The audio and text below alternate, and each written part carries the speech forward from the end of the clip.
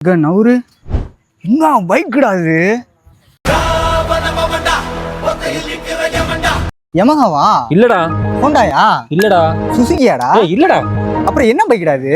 எங்க அப்பாவோட TS50டா. இங்க நவுரு.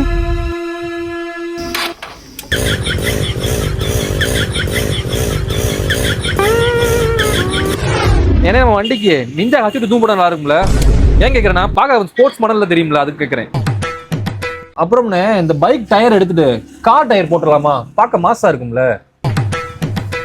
இந்த சைலன்சர் சவுண்ட் வர மாட்டேங்குதுண்ணா. M4 silencer போட்டுடலாமா?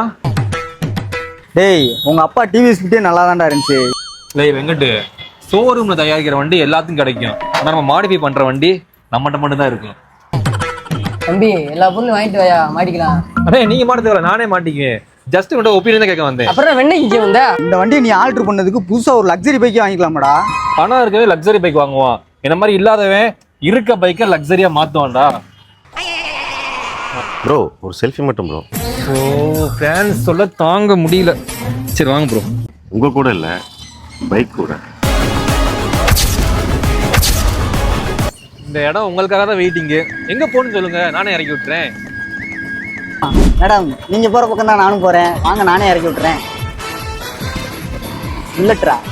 இந்த பைக்கு புல்லட்டு நான் பார்த்துருக்கேன், ஆனால் இந்த பைக்கு புது மாடலாக இருக்கே. இதில் போவோம். வருவான் நாங்க ஸ்கெட்சா போட்டு வருவான் சீன்ல ஏறி முழுவான். என்னங்க உங்க பேஸ் ஸ்பீடா போற மாதிரி இருக்கு, வண்டி ஸ்பீடா போக மாட்டேங்குது. TS50 அவ்வளவுதான் போகும். எது TV50யா? மூஞ்சி அப்படி வைக்காத.